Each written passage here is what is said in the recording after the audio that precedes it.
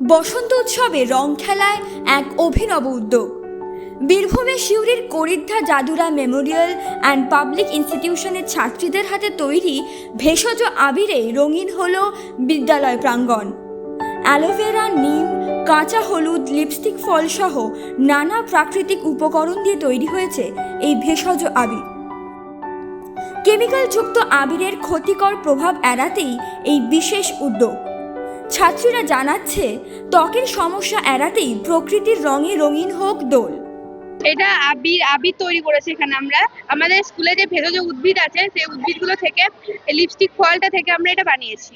এখানে যে উপকরণগুলো লাগে সেটা হচ্ছে আমাদের স্কুলের এই লিপস্টিক ফলটাকে প্রথমে শুকিয়ে নিচ্ছি, তারপরে শুকিয়ে নিয়ে সেটা জল দিয়ে একটু পেস্ট করে নিলাম। তো পেস্ট করে একটু ওটা নিংড়ে যে রসটা আছে এটা বার করে নিলাম। তারপর তার পিএইচ এর মাত্রাটা চেক করলাম।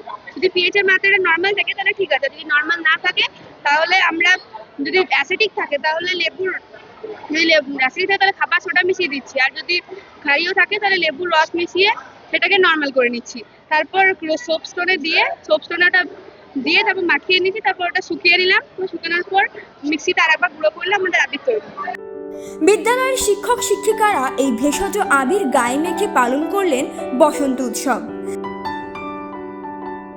আমরা বসন্ত উৎসব উদযাপন এবং ভেষজ আবির তৈরির প্রশিক্ষণ কর্মশালা উদযাপন করছি।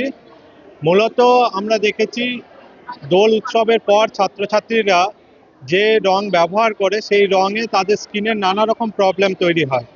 আমরা আমাদের বিদ্যালয়ের যে ভেষজ বাগান আছে সেখান থেকে 3 রকমের ভেষজ আবির তৈরি করেছি এবং প্রায় 10 দিন ধরে এই কর্মশালা চলছে।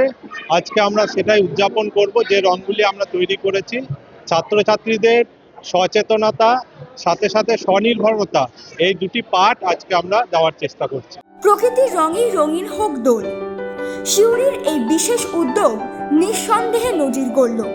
টাইমস নাও খবর।